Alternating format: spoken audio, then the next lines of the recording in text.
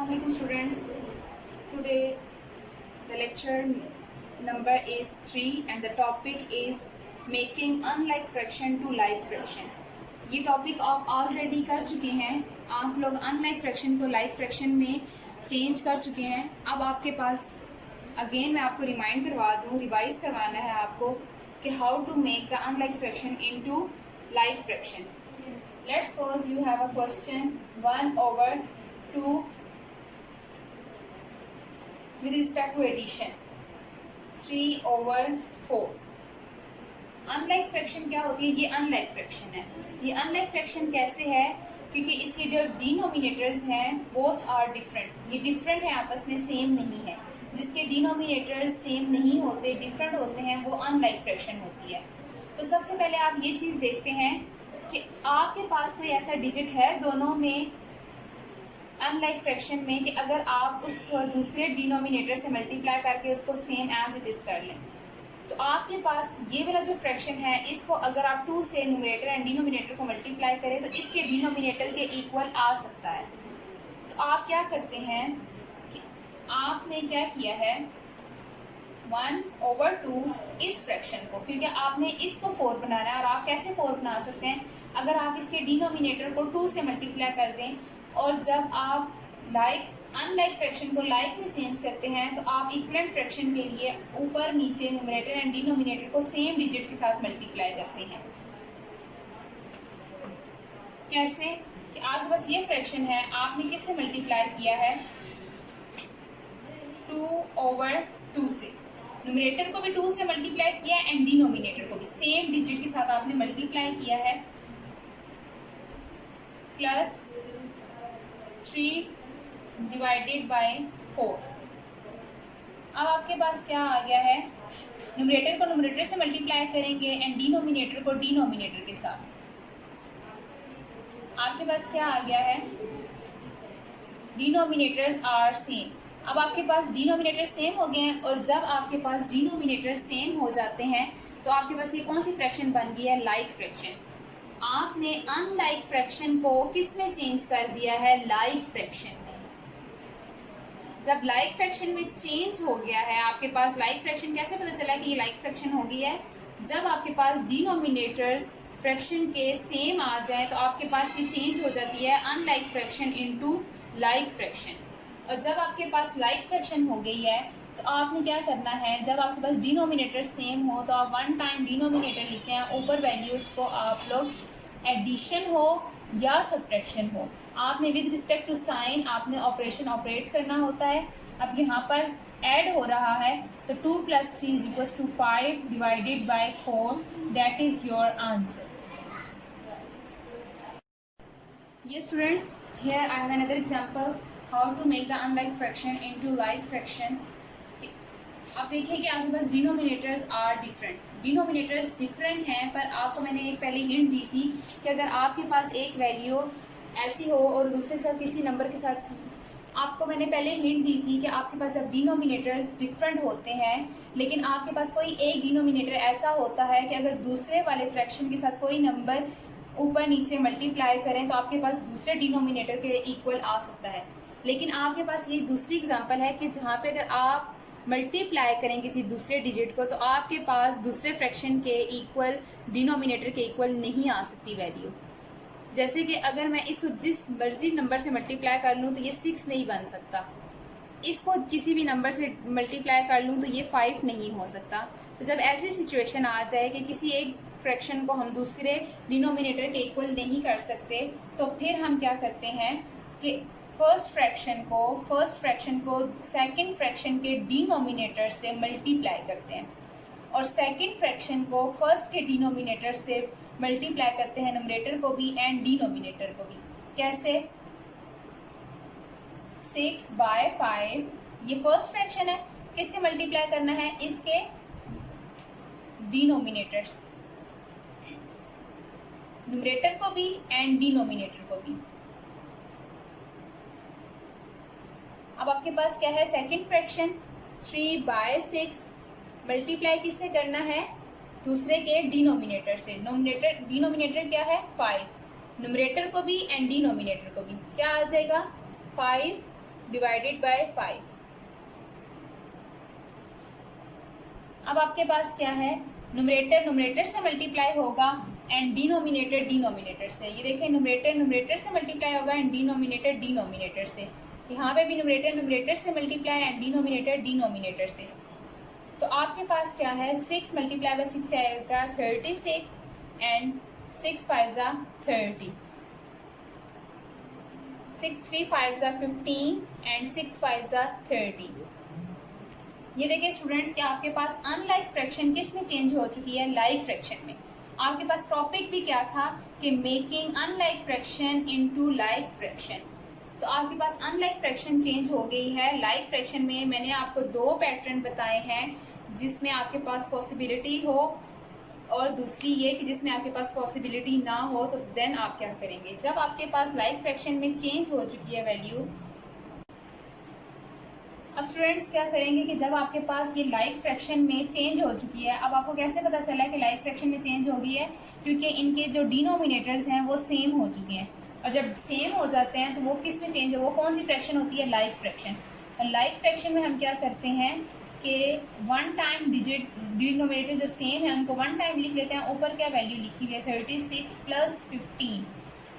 अब आप इसको ऐड करेंगे, ऐड मैं यहाँ पे कर रही हूँ 36 plus 15, 6 plus 5 11, 1 carry and 5, 51 divided by 30, that is your answer. अब आपके पास पता होना चाहिए कि कम्यूटेटिव प्रॉपर्टी क्या है। आपके पास क्या है कि a plus b is equal to b plus a, both are equal. ये आपके पास कौन सी साइड होती है, लेफ्ट हैंड साइड। ये आपके पास कौन सी होती है, लेफ्ट हैंड साइड। और ये कौन सी होती है, राइट हैंड साइड। तो इक्वल का मतलब ये होता है, इक्वल का जो मतलब होता है आपके पास, उसका मतलब ये होता है कि इसका और इसका आंसर क्या आना चाहिए, सेम। आपके पास right and left hand side क्या आना चाहिए, आंसर सेम। लेट्स सपोज कि अगर यहाँ पर आंसर इसका ये आ रहा है 2, तो यहाँ पर भी आंसर क्या आना चाहिए 2। अगर दोनों का आंसर सेम आ जाता है तो इसका मतलब ये है कि आंसर आपका बिल्कुल एक्यूरेट आया है। Understand students. और a प्लस बी और b प्लस a का क्या मतलब है कि अगर मैं ये बात बोलूँ कि a की वैल्यू क्या है 1 और b की वैल्यू क्या है 2, कि 1 प्लस 2 आंसर क्या आ जाएगा 3। लेकिन अगर मैं ये लिख दूँ कि 2 प्लस 1, तो इसमें तो फ़र्क पड़ेगा स्टूडेंट्स कि अगर 1 को 2 के साथ मैं ऐड कर रही हूँ तो यहाँ पे 2 को मैं 1 के साथ ऐड कर रही हूँ, तो इससे कोई डिफरेंस नहीं होगा। क्या आपको पता चलता है कि a अगर इधर हो या इधर हो, इस साइड पे हो b के या फिर b के इस साइड पे हो, तो इससे कोई डिफरेंस नहीं होता, आंसर क्या आता है, सेम आता है। और ये प्रॉपर्टी किस में यूज़ कर रहे हैं हम लोग, एडिशन में। किस में यूज़ कर रहे हैं, कौन सा ऑपरेशन इसमें यूज़ हो रहा है, एडिशन का, प्लस का साइन हमने यूज़ किया है। तो इसमें ये क्या है, ये कम्यूटेटिव प्रॉपर्टी है कि a plus b is equal to b plus ए।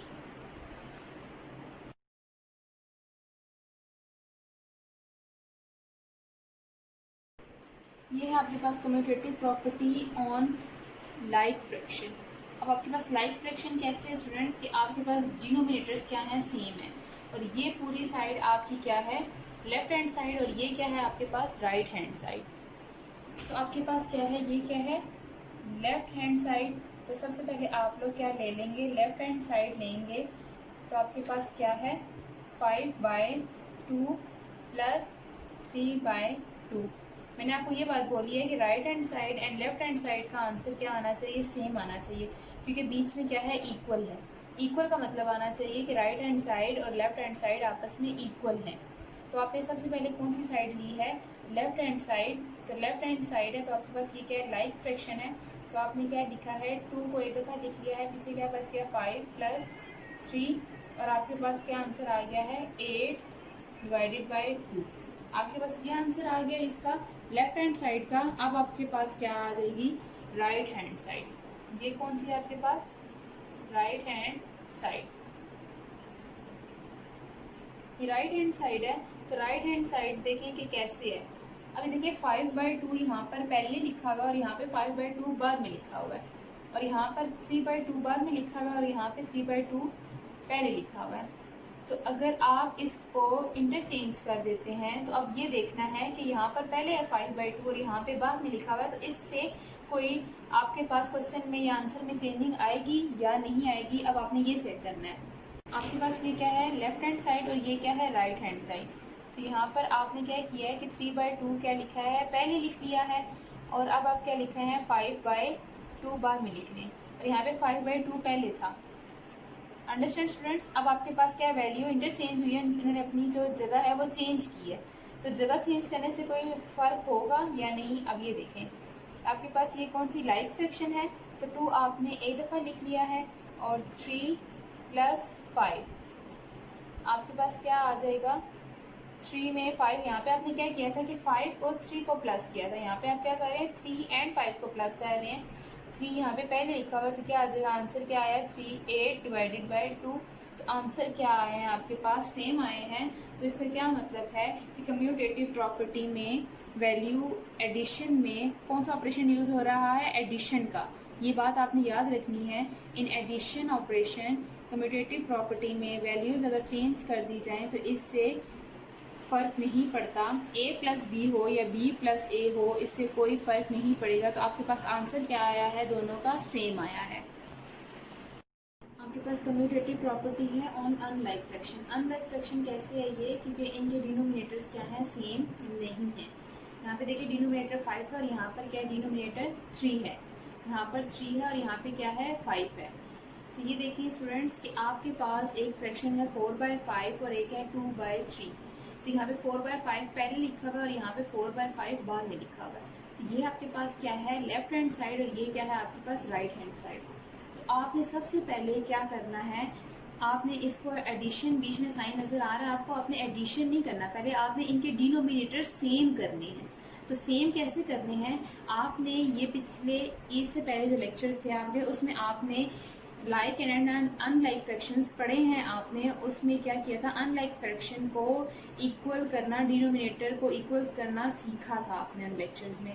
तो मैं फिर भी आपको दोबारा रिमाइंड करवा देती हूँ कि जब हम लोगों ने देखते हैं कि इक्वल करना होता है, फिर हम लोग क्या करते हैं, एक दूसरे के डिनोमिनेटर से उसके न्यूमरेटर एंड डिनोमिनेटर दोनों को सेम नंबर से दूसरे वाले डिनोमिनेटर से मल्टीप्लाई करते हैं, ताकि डिनोमिनेटर्स हमारे पास क्या हो जाए, सेम हो जाए। तो अब आपने क्या किया है कि 5 जो है वो 3 नहीं हो सकता, और जो 3 है वो 5 नहीं हो सकता। तो अब हम क्या करेंगे कि इस डिनोमिनेटर से इसके न्यूमरेटर एंड डिनोमिनेटर से मल्टीप्लाई करेंगे, और इस डिनोमिनेटर से इसके न्यूमरेटर एंड डिनोमिनेटर से मल्टीप्लाई करेंगे। ये देखिए स्टूडेंट्स कि आपके पास क्या है, 4/5 ये एज इट इज लिखा, और इसका डिनोमिनेटर क्या था, 3, और इससे इसके न्यूमरेटर एंड डिनोमिनेटर से मल्टीप्लाई किया, और यहाँ पे क्या लिखा, 2/3। तो इसके न्यूमरेटर एंड डिनोमिनेटर को इसके डिनोमिनेटर से मल्टीप्लाई किया है 5 और 5। अब क्या हो गया, जब हम लोगों ने मल्टीप्लाई किया 4 × 3 एंड 5 × 3, तो आपके पास क्या आ गया, 12/15 एंड 10/15। अब आपके पास क्या आ गया, ये लाइक फ्रैक्शन हो गई है। अब क्या हो गया, लाइक फ्रैक्शन। और लाइक फ्रैक्शन कैसे है, क्योंकि इनके दोनों के डिनोमिनेटर्स क्या हो गए हैं, सेम हो गए हैं। तो जब सेम हो जाते हैं, लाइक फ्रैक्शन में चेंज हो चुका है, आपके पास क्या हो गया, अनलाइक फ्रैक्शन लाइक फ्रैक्शन में चेंज हो चुका है। तब आप क्या करेंगे कि आपने डिनोमिनेटर्स में से इसको 1 टाइम लिखना है, और ऊपर 12 + 10, आपके पास आंसर क्या आ गया, 22/15। अब आपके पास क्या है, लेफ्ट हैंड साइड आपका आंसर क्या आया है, 22/15। आपके पास क्या है, right hand side. Right hand side जो है उसमें क्या चेंज आया हुआ है कि जो वैल्यू यहाँ पर बाद में लिखी गई है वो यहाँ पर पहले लिखी गई है। आपके पास वैल्यूज को इंटरचेंज कर दिया गया है, उनकी जगह चेंज कर दी गई है। तो अब हमने ये चेक करना है कि क्या हम इसको सॉल्व करेंगे तो आंसर हमारा लेफ्ट हैंड साइड के इक्वल आएगा या नहीं आएगा, या इसकी वैल्यू इंटरचेंज करने से इन एडिशन ऑपरेशन, ये बात आपने याद रखनी है कि ऑपरेशन कौन सा यूज हो रहा है, इन एडिशन ऑपरेशन, कि अगर हम लोग वैल्यूज को इंटरचेंज कर देते हैं या उनकी जगह चेंज कर देते हैं तो उससे कोई फर्क पड़ता है आंसर पे या क्वेश्चन पे या नहीं। तो अब आपके पास क्या है, सबसे पहले आपने अनलाइक फ्रैक्शन को लाइक फ्रैक्शन में चेंज किया है, बिल्कुल एज इट इज जैसे आपने यहाँ पर डिनोमिनेटर से मल्टीप्लाई किया था। आपने जब मल्टीप्लाई किया तो आपके पास आंसर क्या आ गया, 10/15 एंड 12/15। आपने 15 को 1 टाइम लिखा है क्योंकि ये अब किस में चेंज हो चुका है, लाइक फ्रैक्शन में वैल्यू चेंज हो चुकी है। तो लाइक फ्रैक्शन कैसे सॉल्व करते हैं, डिनोमिनेटर 1 टाइम लिख दें और उसके न्यूमरेटर्स को ऐड कर दें और आपके पास आंसर क्या आ गया है, दोनों का सेम आ गया है। तो अब आपके पास पता चल गया आपको कि इन commutative property by using addition property, addition operation, आप जब एडिशन ऑपरेशन यूज़ करते हैं इन कम्यूटेटिव प्रॉपर्टी में तो वैल्यूज़ इंटरचेंज हो जाएं तो इससे कोई फ़र्क नहीं पड़ता, आंसर आपका क्या आता है, सेम आता है। राइट हैंड साइड आपके पास, लेफ्ट हैंड साइड क्या आती है, बोथ आर इक्वल। जी स्टूडेंट्स, ये आपके पास क्या है, आपका होम असाइनमेंट है। First question making unlike fraction to like fraction and second question is commutative property. आपके पास वीडियोस मौजूद हैं, आप उनको अच्छे तरीके से समझें और आप अपना अच्छे कंप्लीट करें। ओके स्टूडेंट्स, फी मानिल्लाह।